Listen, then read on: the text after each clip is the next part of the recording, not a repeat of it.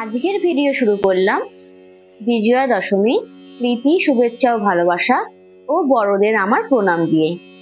প্রথমেই আমি সবাইকে বলবো আমার ইউটিউবের এই নিউ জার্নির সাথে আপনারা থাকুন, তার সাথে আপনারা সাবস্ক্রাইব, লাইক আর কমেন্ট করে যান। আজকের নতুন রেসিপি হলো মশলা আলুর পরোটা। এই মশলা আলুর পরোটা বানাতে প্রথমে 3 কাপের মতো ময়দা নিয়ে নিয়েছি, তার সাথে 3 থেকে 4 চামচের মতো টক দই নিয়ে নিলাম।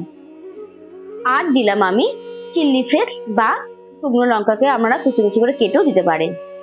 আর দিচ্ছি একটু কালো জিরে, আগে থেকে কেটে রাখা ধনেপাতা কুচি ওপর থেকে দিয়ে দিলাম। আর সবার শেষে দিলাম ছোট চামচের 1 চামচ মতো নুন। নুনটা কিন্তু আপনারা আপনাদের পরিমাণ মতো দেবেন, ময়দা যতটা নেবেন সেই অনুযায়ী নুন দেবেন। ভালো করে ময়দাটা মেখে নেওয়ার পর আমি ওপর থেকে 3 থেকে 4 চামচের মতো রিফাইন্ড অয়েল দিয়ে দিলাম। এবার ভালো করে ময়দাটা হাতে মেখে গরম জল দিয়ে মেখে নেব। ময়দাটা ভালো করে একটু মাখবেন, তাহলে পরোটা খুব মচমচে হবে। এবার পুরো মেখে নেওয়ার পর আমি হাতে একটু তেল নিয়ে ময়দার ওপর তেলটা বুলিয়ে নিলাম। এবার 8 ঘন্টার মধ্যে একটা ঢাকা দিয়ে রেখে দেবো। আলুর পরোটা বানানোর জন্য আলুর একটা পুর তৈরি করতে হবে। তার জন্য আমাদের লাগবে সেদ্ধ করা আলু, পেঁয়াজ কুচি, চাট মশলা, গরম মশলা বা গোলমরিচ গুঁড়ো, টমেটো কুচি, আদা কুচি আর একটু লঙ্কা গুঁড়ো। এবার সেদ্ধ করা আলুগুলোকে ডুবো ডুবো করে কেটে নিয়েছি। তার সাথে দিলাম পরিমাণ মতো নুন আর দিলাম পরিমাণ মতো চিনি। এরপর আলুটাকে ভালো করে মেখে নিচ্ছি। আগে থেকে কেটে রাখা পেঁয়াজটাকে আর সমস্ত মশলাগুলোকে একটা জায়গায় মেখে নিয়েছিলাম। তারপর ওই পেঁয়াজে মশলাটা দিয়ে ভালো করে আলুটা মেখে নিয়েছি। কয়েকটা আমার মতো করে লেচি কেটে নিয়েছি, আপনারা আপনাদের মতো করে পরিমাণ মতো লেচি কেটে নেবেন। কড়াইয়ের মধ্যে এবার খানিকটা রিফাইন্ড অয়েল দিয়ে দিলাম। তেলটা গরম হোক, এদিকে আমি লেচিটা ভালো করে বেলে নিই। খুব বড় করবো না, খুব ছোট করবো না, মাঝারি সাইজের পরোটাগুলো আমি বানাবো। যেহেতু পুরোটা ময়দার, তাই লেচিটা বেলতে একটু অসুবিধা হলেও প্রথমে হতে পারে।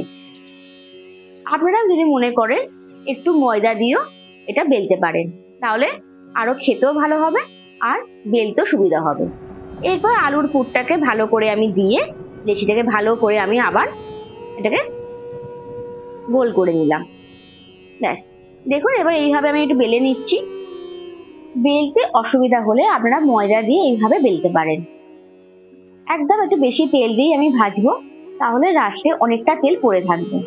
আর এতে এমনি একটু বেশি তেল লাগে, কারণ পরোটাটা একদম মচমচে হবে। এরকম পরোটা করলে তার সাথে কোনো তরকারি বা কিছু দরকার লাগে না। আমি একটা চাটনি করব, সেই চাটনি দিয়ে আজকে এটা আমি পরিবেশন করব। দেখুন পরোটা ফুলছেও, যেহেতু আলুর পুর দেয়া আছে খুব যে ফুলবে তা না, কিন্তু এটা খেতে খুব টেস্ট হয়। আমাদের এই চ্যানেলটি একদমই নতুন চ্যানেল, আপনারা সকলে আমাদের পাশে থাকুন, আমাদের সাথে থাকুন আর আমাদের চ্যানেলটি সাবস্ক্রাইব করে যান।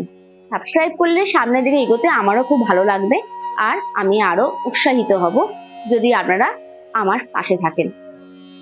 এইভাবেই আমি সবকটা পরোটা বেলে নেবো আর ভেজেও নেবো। আমি কয়েকটা আপনাদের ভালোভাবে দেখিয়ে দিয়েছি। পরোটাগুলো ভালোভাবে আমি লাল লাল করে কিন্তু সবকটাই ভেজে নেবো।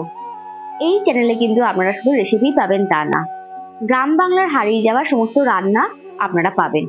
তার সাথে পাবেন ব্রেকফাস্ট আইডিয়া, টিফিন আইডিয়া, স্বামীদের জন্য বা হাজবেন্ডদের জন্য নানারকম ধরনের অফিস থালি আইডিয়া।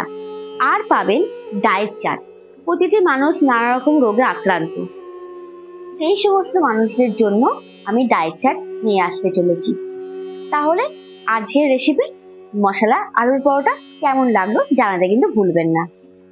ভালো থাকুন, সুস্থ থাকুন। আবার আর একদিন অন্য আর এক রকমের রেসিপি নিয়ে আসবো। Thank you.